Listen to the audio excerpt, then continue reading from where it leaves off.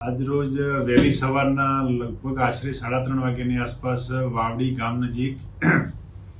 એક હત્યાનો બનાવ બનેલ, જેમાં મરણ જનાર દિનેશ શિવશંકર ચમાર રહે યુપીનો છે, તેમજ આરોપી તરીકે સંતોષ મનુદલાલ ચમાર તે પણ યુપીનો રહેવાસી છે। બંને એક જ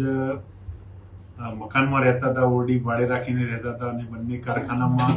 અલગ અલગ કારખાનામાં નોકરી કરતા હતા અને પૈસાની લેવડ દેવડ બાબતે આ બંનેને રકઝક થઈ, ગાળાગાળી થઈ અને પ્રથમ મારનારે આરોપીને માર મારેલ। ત્યારબાદ આરોપીએ મરણ જનારના હાથમાંથી છરી ઝૂંટવી લઈ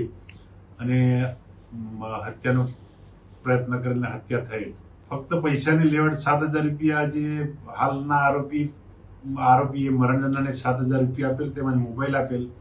જે મરણ જનાર પરત આપતો ન હોય, જેથી ગાળાગાળી થઈ અને ઝપાઝપી થઈ અને દરમિયાન મરણ જનારે છરીથી આરોપી પર હુમલો કરેલ